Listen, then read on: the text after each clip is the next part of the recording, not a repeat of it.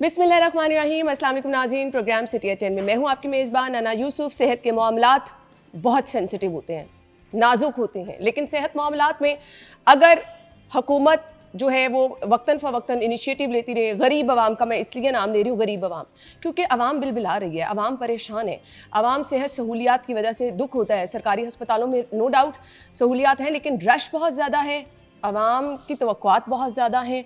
आवाम चाहती है अद्वियात फ्री मिले, टेस्ट की सहूलतें फ्री, लेकिन इतनी लंबी कतारों में जब दो तीन दिन का इंतज़ार करना पड़ता है और उसके साथ फिर अगर इलाज मौलजी की सहूलियात ना मिलें। ऑल्दो कुछ दिन पहले मैं जो अच्छी चीज़ें उनको ज़रूर अप्रिशिएट करूँगी, डॉक्टर मसूद सादिक के साथ जो प्रोग्राम हुआ और बच्चों की हार्ट सर्जरी के हवाले से जो इनिशिएटिव लिए गए, वी मस्ट अप्रिशिएट। इससे पहले मैंने ये चीज़ें कभी नहीं सुनी थी और किस अच्छे अंदाज में उस पर अमल दरामद हो रहा है, तो अच्छी चीज़ों को हम अप्रिशिएट भी करते हैं। बट आप कैमरा लेके जाएं और किसी भी अस्पताल के बाहर लोग आपको जो कुछ हम सवाल भी नहीं पूछते तो लोग खुद बयान करना शुरू कर देते हैं।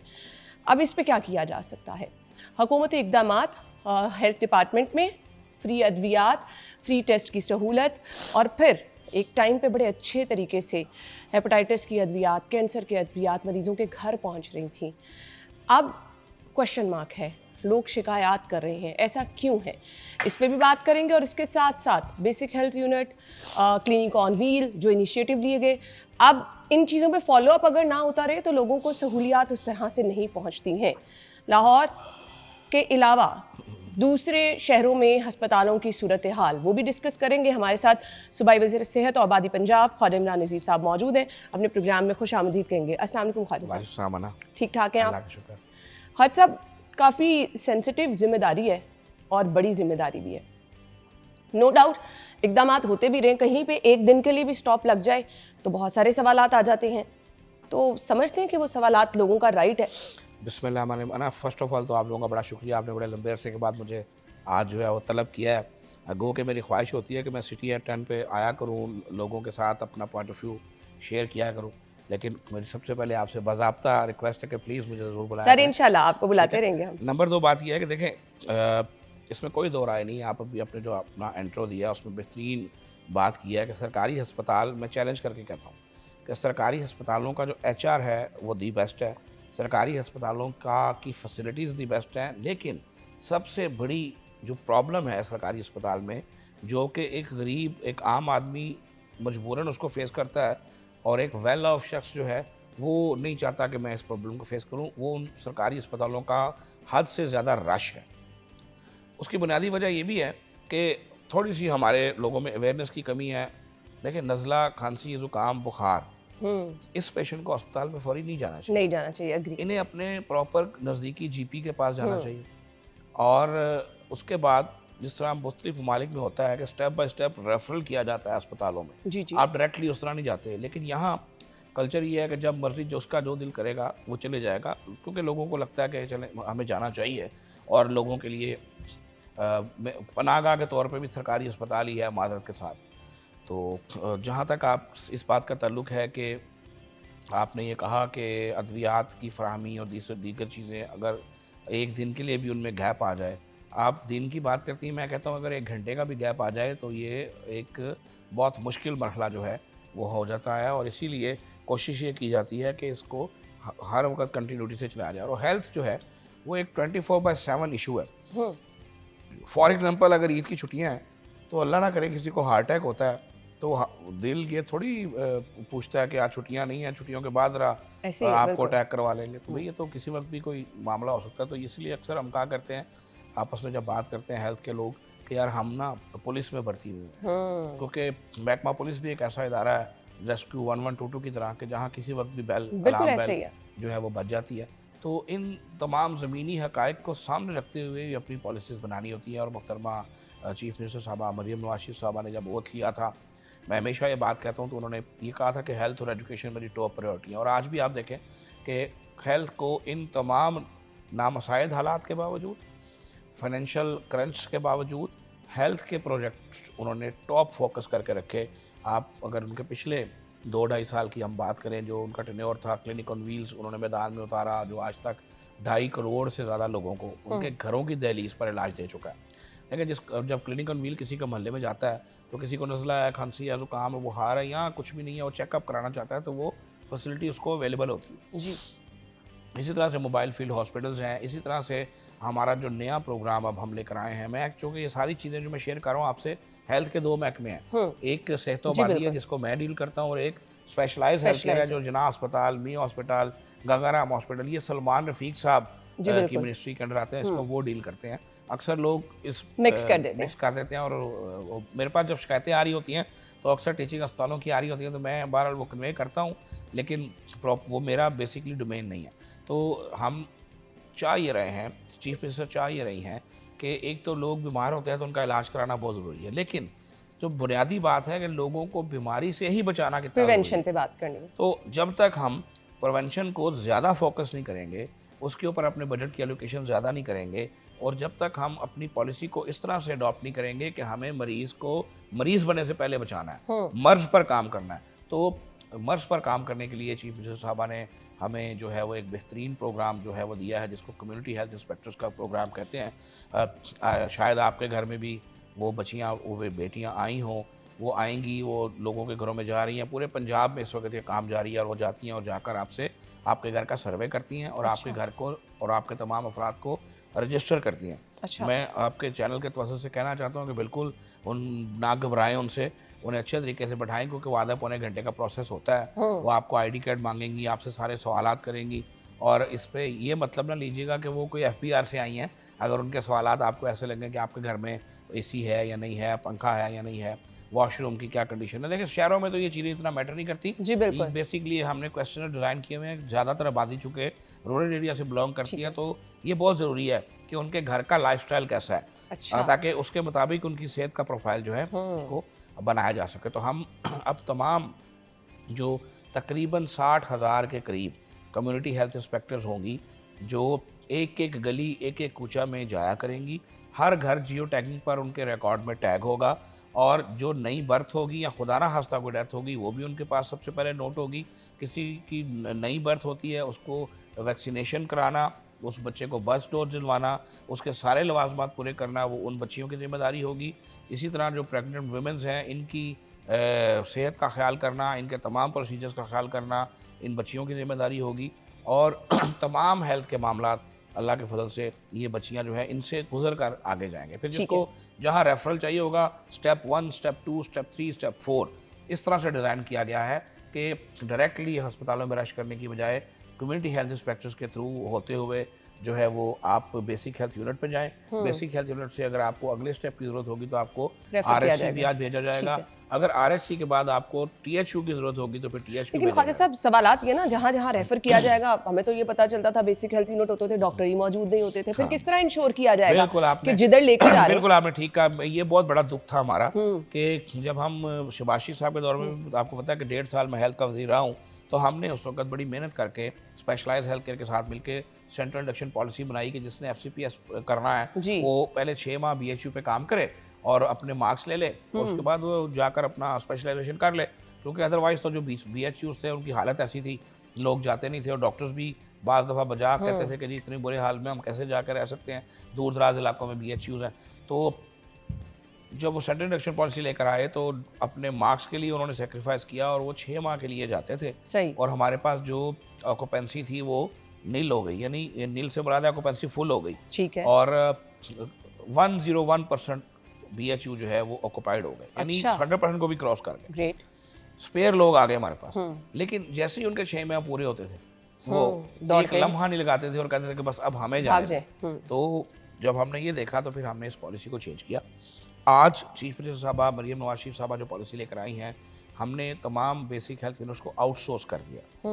आउटसोर्स का मुराद निजकारी नहीं है। अक्सर मैं चैनल आप पे देखता हूँ कि वो लफ्ज़ लिखा होता है कि ठेके पे चले गए, ठेके पे नहीं गए।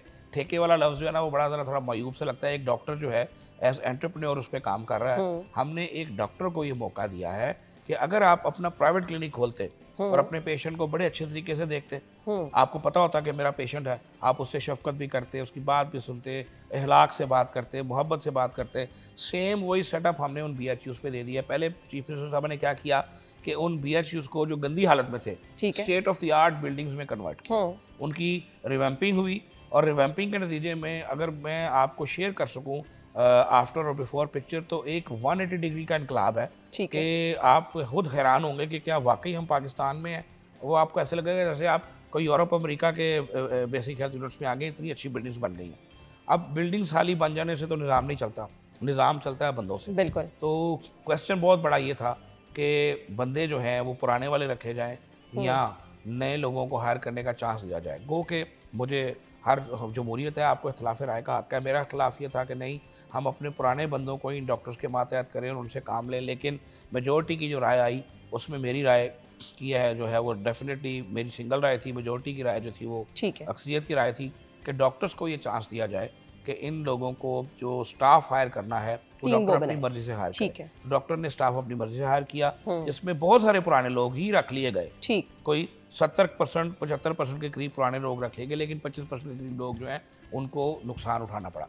अब इस वक्त आलम यह है कि 24/7 BHUs जो हैं आपके लिए अवेलेबल हैं। डॉक्टर की सुपरविजन मौजूद है। ठीक है। डॉक्टर 2 बजे तक 4 बजे तक पर्सनल मौजूद होते हैं, उसके बाद उनकी सुपरविजन होती है। और अगर मैं आपको उनका रिकॉर्ड दूं तो अब तक अल्हम्दुलिल्लाह बड़ी कामयाबी से मरीज़ों का इलाज किया जा रहा है। और जो हम उनकी सर्वेलेंस है, आप खुद विजिट करते हैं जाके? मैं खुद भी विजिट करता हूँ अक्सर। अब तो चूँकि ज़्यादातर चीज़ें सोशल मीडिया पे नजर तो अक्सर विजिट करता नज़र आता हूँ। मेरी आदत है, मैं जाता हूँ, मैं सवाल भी करता हूँ, पूछता भी हूँ, मरीजों से पूछता। लेकिन हमने जो मॉनिटरिंग का नया निज़ाम लेकर आए हैं मरीम साहबा के हिदायत पे, बहुत डिफरेंट सा निज़ाम है। हमने तमाम अपने, जिस तरह सेफ सिटी के साथ कैमरे मुंसलिक है ना, हमने तमाम अपने बेसिक हेल्थ यूनिट्स, हमारे RSCs, हमारे DHQ, हमारे THQ, सबको कैमरों से मुंसलिक कर दिया है। और सर्वेलेंस और मॉनिटरिंग रूम बनाकर सर्वेलेंस ऑफिसर्स बैठा दिए हैं, जिनका 24 घंटे यही काम है कि वो फ़ोन कॉल पे होते हैं, लाइव कैमरा सामने होता है, वो पेशेंट आया होता है, वो कहते हैं जी, माइक पे बात करके कहते हैं कि पेशेंट से बात कराएं। और अक्सर रैंडमली पेशेंट से पूछा जाता है कि आप यहाँ खड़ी हैं, कितनी देर से खड़ी हैं, या आप यहाँ आए हुए हैं, आपके हाथ में ये पर्ची, आपको ये दवाई मिली है। तो अब समझे कि एक फरिश्ता लग गया। पहले होता था ना किसी ने आना है जी, तो अब एक फरिश्ता लग गया जो उनको मॉनिटर कर रहा है। अब आपकी लाइव मॉनिटरिंग। तो लाइव मॉनिटरिंग का फ़ायदा ये हुआ है कि ज़्यादातर लोग अब अलर्ट रहते हैं। लेकिन चूँकि कुछ हमारे इज्तिमाई माशरती प्रॉब्लम है, हम किसी वक्त बदतमीज़ी भी कर जाते हैं, हम किसी वक्त जो है वो ओवरडूइंग भी कर जाते हैं, गलती भी कर जाते हैं, कोताही भी कर जाते हैं। तो जैसे ही कोई गलती कोताही होती है फौरी उसका नोटिस लिया जाता है। हायरिंग फायरिंग का निज़ाम मौजूद है। दूसरे बंदे के पास भी इख्तियार है कि अगर वो मुतमिन नहीं है तो हमें 1 माह का नोटिस देकर वो BHU छोड़ दे, और अगर हम मुतमिन नहीं है तो हम उसके कॉन्ट्रैक्ट को इंक्वायरी करके टर्मिनेट कर देते हैं। तो ये एक ऑनगोइंग प्रोसेस है जो चल पड़ा है। सेकंड जो काम हमने किया है इस निज़ाम को बेहतर करने के लिए और चेंज करने के लिए, क्योंकि मैं बहैसियत मिनिस्टर ये समझता हूँ कि मेरा ज़्यादातर वक्त गुजरा करता था ट्रांसफ़र पोस्टिंग्स के मामला में, कि आज फ़लाँ ने कह दिया, आज फ़लाँ ने कह दिया, कभी कोई आ गया, कभी कोई आ गया। तो हम सारा दिन यही करते रहते थे कि जनाब एक डॉक्टर को वहाँ लगा दिया। अब होता क्या कि हर किसी की ख्वाहिश है कि मैं बड़े शहर में काम करूँ, मैं अपने शहर में ही काम करूँ। जब पब्लिक सर्विस कमीशन से भी लोग आते थे, उसके बाद उनकी पोस्टिंग होती थी, तो डेफिनेटली सबको लाहौर में पोस्टिंग तो नहीं मिल सकती, इतना बड़ा सूबा है, आप सबको कहीं ना कहीं भेजना है। अब हमने जिसको चीज़ा वतनी भेज दिया और रहता लाहौर में है, या किसी को अटक भेज दिया और रहता लाहौर में है, वो एक दफ़ा तो जाता था मजबूरन, लेकिन वो अटका रहता था वहाँ पे। सही, उसका दिल वहाँ अटका रहता था कि बस मैं किसी तरीके से सिफारिश करा लूँ, कुछ कर लूँ, मैं वापस आ जाऊँ। तो जब एक बंदा ट्रांजैक्शन के फेज में हो और अपने आप को मुसाफिर समझे, तो वहाँ परफॉर्म नहीं कर सकता। हमने उस निज़ाम का यकसर खात्मा किया है। डॉक्टर्स की हायरिंग से हमने स्टार्ट किया। हमने एक लमसम पैकेज प्रोग्राम शुरू किया, जिसके तहत 1 साल का डॉक्टर के साथ हमारा कॉन्ट्रैक्ट होता है। और डॉक्टर हमें ऐसे अप्लाई नहीं करता कि मुझे यहाँ पर आप मुझे महकमा हेल्थ में पॉइंट कर दें। डॉक्टर हमें अप्लाई करता है कि THQ रायवेंट, DHQ अटक, या किसी भी मतलूबा फैसिलिटी में कि इस फैसिलिटी में मैं आपको अप्लाई कर रहा हूँ। उसका NTS एग्ज़ाम होता है, अभी हुआ है, और एक थ्रेश होल्ड है 50 नंबर का। जिसने 50 से ज़्यादा नंबर ले लिए वो पास है। सही। अब उसके बाद उसकी प्रेफरेंसेस हैं, टॉप 5 प्रेफरेंसेस उसने देनी है कि हर बंदा 5 प्रेफरेंसेस देगा कि अगर मैं पास होता हूँ, मेरा मेरिट आता है, तो मुझे फ़लाँ फ़लाँ फ़लाँ फ़लाँ जगह में से कहीं लगा दें। ठीक है। अब जिस जगह पे उसने कहा होता है, हम जितने लोगों ने कहा होता है हम उन तमाम को उस बॉक्स में डाल देते हैं। अब उस THQ या DHQ में अगर 10 सीटें हैं और 40 लोगों ने NTS पास कर लिया और 40 लोगों ने इस ख्वाहिश का इज़हार किया कि हम DHQ अटक में लगना चाहते हैं, तो टॉप 10 जो 10 सीटें हैं वो सिलेक्ट हो जाते हैं और बकाया को अगली प्रेफरेंस में भेज दिया। इस तरह उसको 5 चांस मिलते हैं। अब उसका फ़ायदा क्या हुआ? अब उसका फ़ायदा ये हुआ है कि मैंने अगर नौकरी ज्वाइन की है और मैंने THQ रेनाला में नौकरी ज्वाइन की है, मैंने THQ फोर्टाबास में ज्वाइन किया है, तो अब मैंने वो साल फोर्टाबास में ही गुजारना है। ठीक है। और अगर मुझे वहाँ से नौकरी छोड़नी है या ट्रांसफ़र चाहिए तो मैं उस नौकरी को छोड़ूंगा और फिर दोबारा अगले प्रोसेस में THQ किसी और में या DHQ किसी और में अप्लाई करूंगा। अब इसका फ़ायदा ये हो गया है कि कम से कम वो 1 साल हमें कोई ट्रांसफ़र पोस्टिंग की बात नहीं आएगी। कोई और फिर सिफारिश सबसे बड़ी जो बुनियादी उसका फ़ायदा है कि उसकी कारकर्दगी मॉनिटरिंग होगी, उसके जो है वो तमाम SOPs बन गए हैं और तमाम इंडिकेटर्स बन गए हैं। वो अपने इंडिकेटर्स पूरे करेगा तो उसका कॉन्ट्रैक्ट अगले साल रिन्यूअल हो जाएगा। अगर वो इंडिकेटर्स पूरे नहीं करेगा उसका अगले साल कॉन्ट्रैक्ट रिन्यूअल नहीं होगा। दोनों तरफ से ऑप्शन मौजूद है। अब उसका सबसे बड़ा फ़ायदा ये है कि जो लमसम पैकेज पे डॉक्टर्स आ रहे हैं वो ये कहते हैं कि हमें चूँकि अपनी कारकर्दगी की बुनियाद पर नौकरी आगे कंटिन्यू करनी है तो फिर वो तमाम चीज़ों का ध्यान रखते हैं। वो ये नहीं कहते कि आप लग गए हैं बस बैठे रहें, काम करें या ना करें। समझे ना? नहीं, ये बहुत अच्छी चीज़ है। सज़ा और जज़ा का निज़ाम लेकर आया जा रहा है। मुझे ब्रेक का कहा जा रहा है। हम ब्रेक के बाद दोबारा गुफ्तगू का सिलसिला आगे बढ़ाएंगे। हमारे साथ रहिए।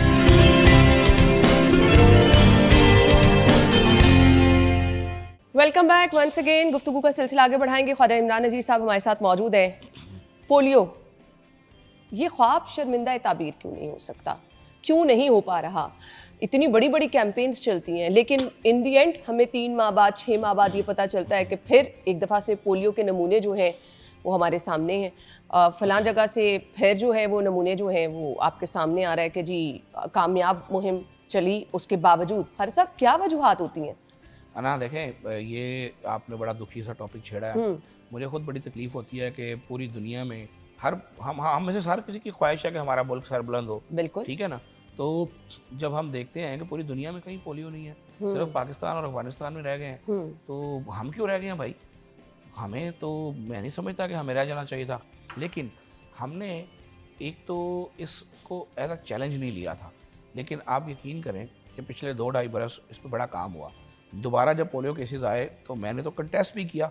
मैंने, आपको याद होगा जब पंजाब का केस आया था तो मैं उस बच्चे के पास पहुंच गया था, वो पिंडी में दाखिल था। उस बच्चे के साथ मैंने फुटबॉल खेला, मैंने उसकी वीडियो बनाई। मैंने तमाम इदारों से कहा कि आपने किस तरह पंजाब पाकिस्तान को टैग कर दिया है, ये बच्चा तो फुटबॉल खेल रहा है, पोलियो अगर इस बच्चे को हुआ होता तो ये तो फुटबॉल नहीं खेल सकता था। तो मैंने बड़ी लड़ाई की। एट द एंड बहरहाल मुझे कहा गया क्योंकि बाकी सूबों में प्रॉब्लम्स हैं, पंजाब में चले नहीं है उस तरह से, लेकिन बाकी में प्रॉब्लम है। तो जब पाकिस्तान की बात आती है तो फिर सबकी बात होती है।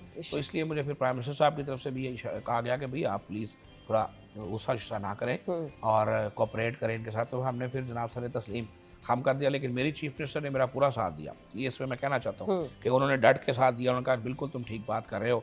और आप ये देखें कि एक सवाल मेरा ये था कि जब हम एनवायरमेंटल सैंपल्स लेते हैं, ठीक है, तो उसमें तो ये शर्त नहीं होती कि इन्वायरमेंटल सैंपल के अंदर अगर वायरस है तो वायरस किसके जरिए फैला है? वो बच्चे के जरिए भी फैल सकता है, वो अडल्ट के जरिए भी फैल सकता है। तो हम अडल्ट को तो डोज नहीं देते, हम तो 5 साल से ऊपर बच्चे को डोज नहीं देते।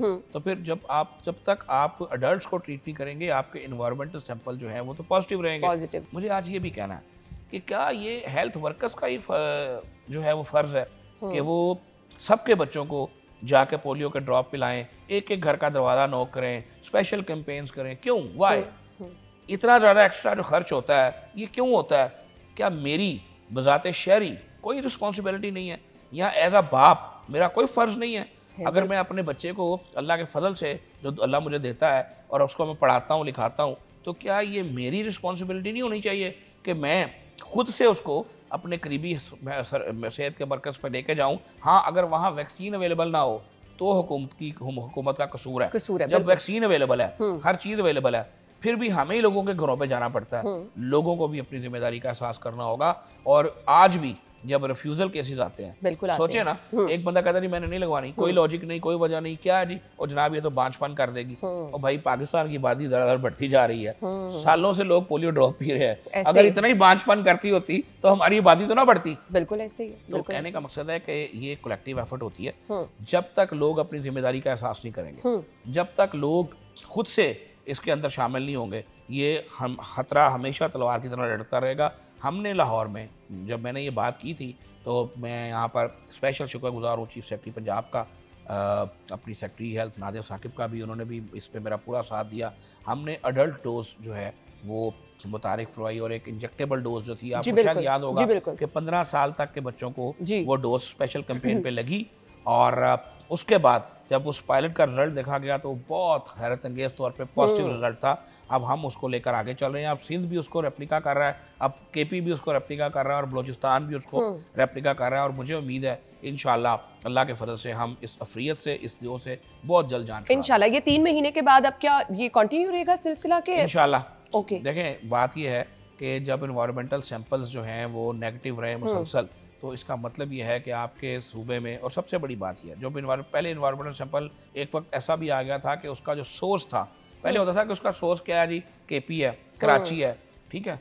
एक वक्त ऐसा आया जिस पे हम परेशान हुए कि उसका सोर्स लोकल डेवलप हो गया पंजाब का, तो हमारे लिए ये बहुत परेशानी की बात थी। लेकिन मरियम साहबा ने इसके ऊपर बहुत ज़्यादा तवज्जो दी और हमारी मीटिंग्स की। सीनियर मिनिस्टर ने, मरियम औरंगज़ेब साहबा ने इस पर खुद से अपना वक्त दिया और आज अल्लाह का शुक्र है कि जो सोर्स है वो भी ख़त्म हो चुका है और जो मुसलसल तीसरा महीना के पोलियो के इन्वायरमेंटल सैंपल्स जो है अल्हम्दुलिल्लाह नेगेटिव हैं। इस एफर्ट को मज़ीद कंटिन्यू कराने की ज़रूरत है, क्योंकि एक और मसला जो हमारे साथ सबसे बुनियादी है कि पाकिस्तान और अफगानिस्तान के अंदर आपको पता है कि जो लोगों का आना जाना था वो बेपनाह था, और आज भी बहुत सारे अफगानिस्तान के अफगानी शहरी पाकिस्तान के अंदर मौजूद हैं, लीगल भी हैं, इलीगल भी हैं। तो जो ट्रांसमिशन थी वो इस तरह से चलती थी, कोई आता था और वो ट्रांसमिशन हो जाती थी, और सूबों के चूँकि बॉर्डर्स नहीं होते और जितनी भी आप सख्ती कर लें ये मुमकिन नहीं, ह्यूमनली पॉसिबल नहीं है कि आप एक एक शख्स आने और जाने वाले को पोलियो ड्रॉप पिलाकर इन और आउट करेंगे। तो ये एक बड़ी मुसलसल एक एफर्ट हुई है, अल्लाह ने उसका रिजल्ट भी दिया, लेकिन इसको मज़ीद स्ट्रेंथन करने की ज़रूरत है। अब जो कम्युनिटी हेल्थ इंस्पेक्टर का प्रोग्राम लेकर आए हैं, हम चाहते क्या है कि हम अपनी EPI को, जो आज भी पंजाब अल्हम्दुलिल्लाह लीड कर रहा है, अभी जो लेटेस्ट सर्वे है पंजाब 90% को क्रॉस कर चुका है, जो EPI डिजिटल जो है वैक्सीनेशन प्रोग्राम है बच्चों का। तो हम जब तक उसको 100% पे नहीं लेकर जाते उस वक्त तक हमें हर किस्म के ख़तरे जो है रहेंगे। जब हम उसको 100% पे ले जाएंगे फिर हमें इंशाल्लाह किसी स्पेशल कैंपेन की जरूरत नहीं पड़ेगी और तमाम मामला जो है अल्लाह के सौल से। मुझे नेक्स्ट क्वेश्चन भी यही करना था, ब्रेक ले लें, ब्रेक के बाद हम आते हैं तो गुफ्तगू का सिलसिला आगे बढ़ाएंगे, हमारे साथ रहिए।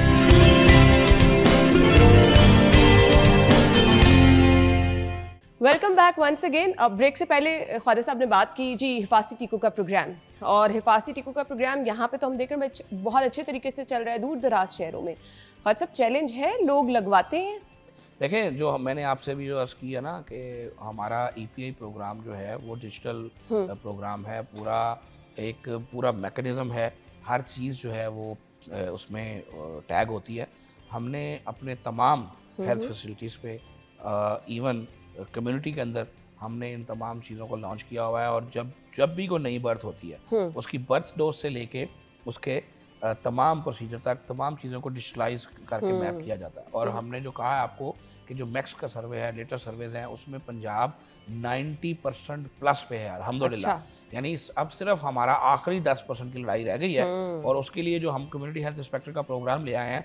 अब देखें अब क्या होगा, अब जो कम्युनिटी हेल्थ इंस्पेक्टर जब हर घर में जाएगी, उसके पास 200 घर है या 250 घर है, अब उसका काम ही है सुबह शाम अपने घरों का ध्यान रखना। तो जब वो अपने घरों का ध्यान रखेगी, उसको पता होगा कि फलां घर में अभी एक बेबी हुआ है, तो फौरी तौर पे वो जाएगी, उसको रजिस्टर करेगी और उसकी बर्थ डोज कराएगी, और उसके बाद उसके पास डिजिटली हर चीज़ उसके पास टैब है, उस पे रिकॉर्ड आएगा कि अब किस बच्चे का टाइम हो गया और अब किस बच्चे का टाइम हो गया ऑटोमेटिकली। और वो क्वालिफाइड पर्सन है, वो ही उन बच्चों को जो है वो इंजेक्टेबल्स भी लगा सकती है। और वो ही उन बच्चों को जो है वो डोज भी दे सकती है। यानी आपको ये डोर स्टेप पे फैसिलिटी अवेलेबल है? अल्हम्दुलिल्लाह। चलिए जी, ये तो बहुत ज़बरदस्त है। बहुत ज़बरदस्त कैंपेन्स चलती थी और आप ही उनको लीड कर रहे थे। CM तब शहबाज शरीफ साहब होते थे और सुबह सुबह मीटिंग्स होती थी डेंगू के हवाले से। डेंगू खत्म हो गया वैसे बाय द वे? नहीं, देखें, जब तक हम बंदे के पुत्र नहीं बनेंगे समेत मेरे, डेंगू नहीं खत्म होगा। अच्छा। मैं अभी जिस बात का रोना रो रहा था, अब आपने खुद कहा है कि बहुत ज़बरदस्त कैंपेन्स होती थी, कितना ज़्यादा TV पे हर वक्त आप लोग चलाते थे, ऐड चलते थे, किताबों के अंदर एक करिकुलम के अंदर उसको ऐड कर दिया गया, डेंगी का पीरियड बना दिया गया, हर चीज़ के बावजूद आज भी आलम यह है कि अब अभी गर्मियों का मौसम था, हम लोग अपने घरों में एयर कूलर लगा रहे थे, जो AC नहीं लगा सकते वो एयर कूलर लगा रहे थे।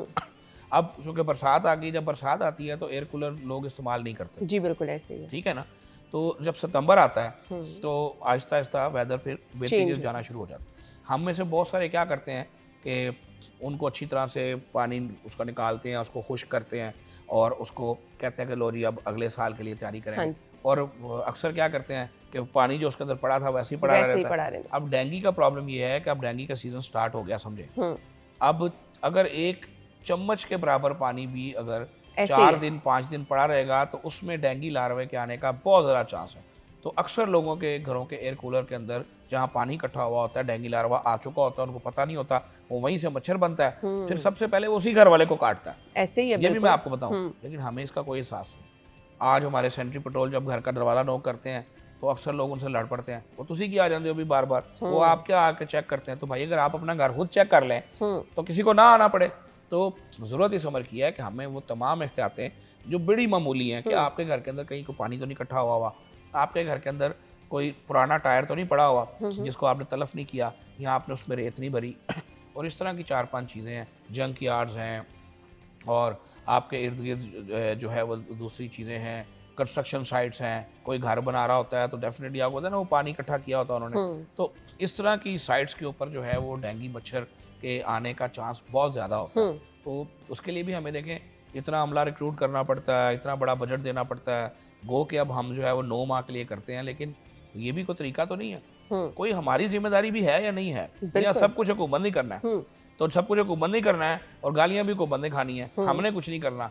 तो इन शॉर्ट वर्ड्स, जब तक हम मिलकर काम नहीं करेंगे, हमसे मुराद हम और आप और अवाम और सब, जब तक हम सब अपना अपना फ़र्ज अदा नहीं करेंगे। देखिए, मुझे दुनिया में कोई ऐसी मशीन बता दें कि जिसमें इनपुट ना डालें और आउटपुट निकल आए। बिल्कुल सही कह रहे हैं। बस कोई एक दुनिया में मशीन बता दें, नहीं है। लेकिन यहाँ पे ना खालिद साहब लोगों को जगाना पड़ता है, झंझोड़ना पड़ता है हमें। तो अगर गवर्नमेंट जोड़ना पड़ता है तो फिर आप देख लें, फिर अभी जो हालत है, हालत क्या है? हालत यही तो है कि हम निज़ाम को क्यों ठीक नहीं कर पाते।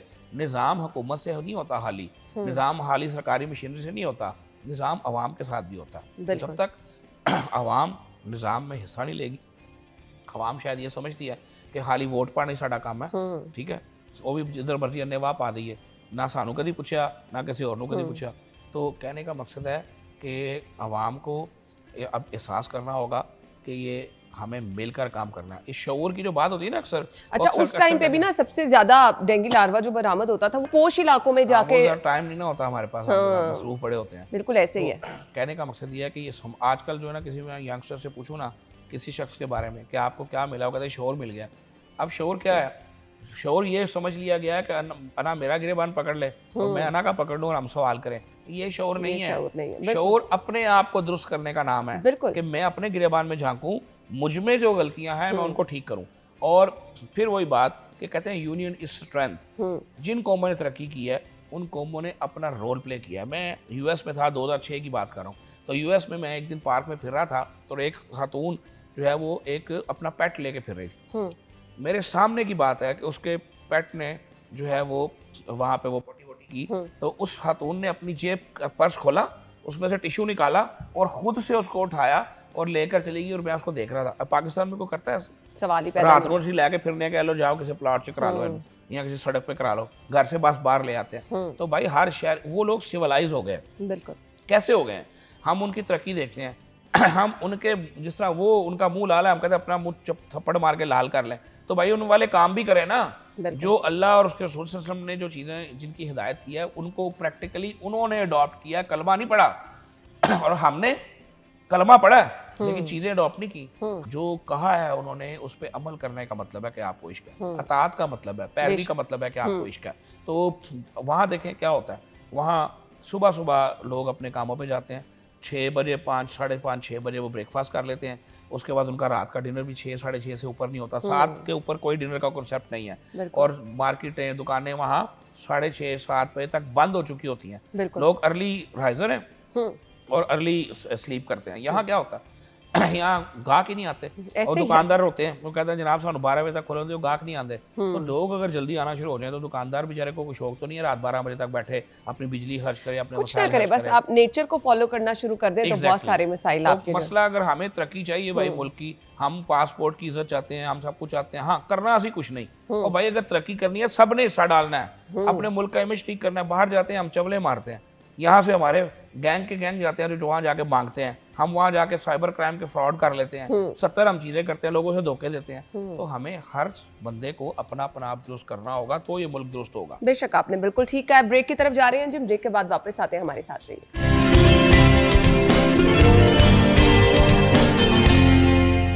Welcome back once again. एक बार फिर से आपको खुशामदीद कहेंगे। फारिस साहब, महंगाई है मुल्क में? बेपनाह। अच्छा, आप भी मुतासिर होते हैं? नहीं, सब होते हैं। देखिए क्या हुआ क्या है, आप ज़रा थोड़ा सा अंदाज़ा करें। आप अगर डिजिट्स के ऊपर जाएं, इकॉनमी के डिजिट्स पे, तो पाकिस्तान महंगाई की बुलंद तरीन शरह से कम तरीन शरह पे पहुंचा था। ये आप हौसला दे रहे हैं? मैं नहीं हौसला नहीं दे रहा, मैं आपको ज़रा अगला मेरा फिक्रा कंप्लीट होने देना। उसके बाद अमेरिका ईरान जंग हो गई, दोबारा महंगाई डबल डिजिट्स में आ गई। लेकिन अलमिया क्या है? अलमिया वही है जो मैं बार बार रोता हूँ कि हम जिम्मेदार शहरी बने। मुझे बताएं, पेट्रोल महंगा हो गया, हर बंदा कहता है जी महंगा हो गया जी, हर चीज़ महंगी करनी है।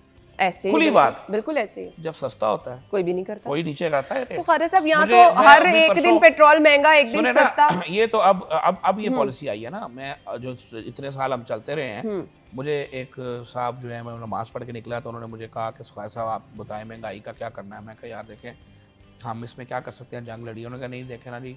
तो मैंने उनको कहा कि भाई जब चीज़ें महंगी होती हैं, पेट्रोल महंगा होता है, उस वक्त लोग चीज़ें बढ़ा देते हैं, ऐसे ही है। लेकिन जब सस्ता होता है फिर काम क्यों नहीं करते? ज़रा समझे ना जी बिल्कुल। तो हम भी माजरत से, हम अगर ताजर हैं तो हम भी यही चाहते हैं कि नफ़ा अपने घर ही ले जाएं। हम अगर इंडस्ट्रियलिस्ट हैं, हम भी यही चाहते हैं नफ़ा अपने घर ले जाएं। आप सारी दुनिया में जिस यूरोप और अमेरिका में जाने को लोग मरते हैं, वीज़े के लिए लाइनें लगाते हैं, वीज़ों के लिए जो है वो मुझ समेत 1-1 किलोमीटर की लाइन में खड़े होते हैं ना, ऐसे ही बिल्कुल। उन मुल्कों में जब क्रिसमस आता है, जो उनका त्यौहार है, तो चीज़ें सस्ती होती हैं। बिल्कुल। और आपके मुल्क में जब रमज़ान आता है, जो आपका त्यौहार है, तो चीज़ें महंगी हो जाती हैं। इसी एक बात से आप अंदाज़ा लगाएं कि हम किस कदर अखलाकी पस्ती में हैं। तो जब तक हमारा तवक्कुल मजबूत नहीं होगा, जब तक हम वाकई अपने आप को इस मुसलमान कहलाने के काबिल नहीं होंगे, अपनी अपनी जिम्मेदारियों का एहसास नहीं करेंगे, हर चीज़ दूसरे पे डाल के या हर चीज़ हुकूमत पे डाल के, गालियाँ दे के, सोशल मीडिया की पोस्टें चार करके हम समझते हैं अपना फ़र्ज़ अदा कर दिया। तो भाई अमल से ज़िंदगी बनती है, जन्नत भी जहन्नुम भी। सोशल मीडिया से ज़िंदगी नहीं बनती, पोस्ट लगा के या ट्वीट करके ज़िंदगी नहीं बनती, प्रैक्टिकल काम करना पड़ता है। तो प्लीज़ बी प्रैक्टिकल और इस मुसीबत से बाहर आ जाएं और नेगेटिविटी से बाहर आ जाएं। बेऐब सिर्फ अल्लाह की ज़ात है, बाकी लोग जो हैं उनके अंदर कोई ना कोई खूबी भी है और खामी भी है। तो हमें खूबियों खामियों के साथ लेकर आगे चलना है। अपने मुल्क में अगर हमारे कोई अच्छी चीज़ें हैं उनको उजागर करना है, और अगर कोई बुरी चीज़ है तो उसको ठीक करना है। आम आवाम क्या कहती है, गरीब आदमी क्या कहता है? हुकूमत को हमारे से कोई लेना देना नहीं, उनको तो हमारी मुश्किलात का इदराक नहीं। हमारे लिए तो 2 वक्त की रोटी कमा के लेके जाना मुश्किल हुआ है, तो हुकूमत को क्या वाकई गरीब की मुश्किलात का इदराक नहीं है? देखें, इशू ये है कि आप सालों से देख रहे हैं कि बहुत सारे प्रोग्राम्स होते हैं। कभी बेनिफिट स्पॉट प्रोग्राम आ गया, कभी कोई सस्ता राशन प्रोग्राम आ गया, कभी कोई चीज़ आ गई है। लेकिन फिर मैं उस बात पे आऊँगा, एक तो हमने अपनी ज़िंदगी के खर्चे बेपनाह बढ़ा लिए है ना। मैं अपनी होश की बात कर रहा हूँ, मैं कोई 200 साल का तो नहीं हूँ, ठीक है। हम लोग एक कमरे में एसी लगा के सोते थे, एक कमरे में सारे। आज हर कमरे में एसी है सबके। एक टीवी देखा करते थे, पूरा मोहल्ला भी देखा करता था। जब हम अंदरून शहर में बच्चे थे, छोटे से पैदा हुए, तो अंदरून शहर में एक घर में टीवी होता था, सारे रात को इकट्ठे होकर देखते थे, ऐसे, ठीक है। आज हमारे हर कमरे में टीवी है। आज मोबाइल का बैलेंस डलवाना हमारी टॉप प्रायोरिटी है, समझे ना। तो हमने अपने खर्चे बढ़ा लिए, जिसको जहाँ जिसके घर में एक गाड़ी होती थी वहाँ 4-4 गाड़ियाँ हैं। हम ये नहीं देखते। हम सबको मुझ समेत अपने अपने आप को दुरुस्त करना होगा। ज़िंदगी में थोड़ी सी सादगी लानी होगी। हमारा निज़ाम बिल्कुल भी सादा नहीं है। हम हुक्मरानों को बातें करते हैं, लेकिन हम खुद भी सादा नहीं है। डाला कल्चर, प्रोटोकॉल कल्चर, बड़ी बड़ी डेंगे मारना, शो मारना, गाड़ियों को गाड़ी ले लिया, घड़ी ले लिया, कुछ ले लिया, तो सोशल मीडिया पर लोगों को ऐसे बताना, हम उसे लाइक करते हैं। बहुत बहुत शुक्रिया ख्वाजा साहब आपके वक्त के लिए। हमें इजाज़त दीजिए, अपना ख्याल रखिएगा। अल्लाह हाफ़िज़।